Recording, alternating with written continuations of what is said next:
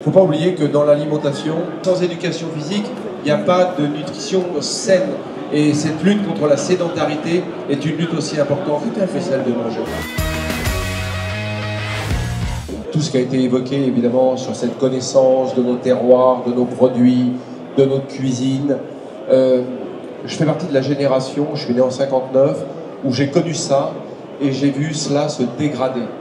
Dans cette même enceinte, finalement, le président Chirac parlait déjà de cette fracture sociale en 1994. Et sous cette fracture sociale, eh bien, s'est construit une alimentation à 2 vitesses. C'est ça qui est très dangereux. Aujourd'hui, cette alimentation à 2 vitesses, il y a une partie de la population qui a un reste à vivre suffisant, qui peut comprendre, acheter, regarder ce qu'elle mange, et une autre qui subit le dernier euro, le 10 du mois, et qui, elle, est plutôt sur le produit ultra transformé. Et vous l'avez évoqué, c'est vrai que l'obésité est un marqueur fort de la pauvreté, le diabète de type 2 aussi, etc. Donc comment on va trouver des solutions en arrêtant de chercher des coupables? Eh bien, effectivement, c'est dans le cours de cuisine, qui n'est pas simplement qu'un cours de cuisine, et on en parle souvent avec Guillaume.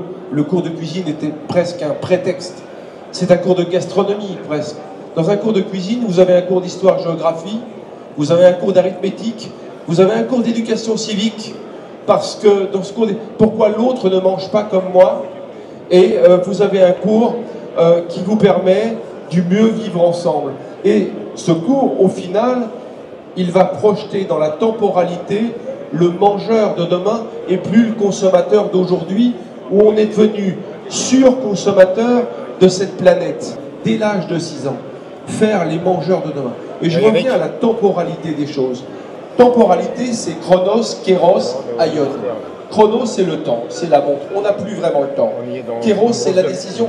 Et je pense que les bonnes décisions, et dans la maison mère qui est le salon de la culture, on a pris conscience de ça, de cette décision absolue d'aller vers le futur. Et puis, aion, eh bien, c'est de revenir à la nature des choses. C'est ça qui m'intéresse aujourd'hui, et de se dire, qu'est-ce que c'est que le temps de manger? Qu'est-ce que c'est que le temps agricole? Mais c'est un temps long, et on ne veut plus admettre dans nos sociétés le temps long. Quand on parle du temps en agriculture, le temps rapide, c'est entre 5 et 10 ans. Vous voyez? Donc, ben voilà. Petite ambition, on peut la partager sur ce podium et dire, voilà, messieurs les élus, on va travailler sur du temps long, et mesdames, messieurs les citoyens, acceptez d'arrêter de vivre dans un monde que digital, revenez dans la temporalité des choses, comme disaient les Grecs, chronos, kéros, aion.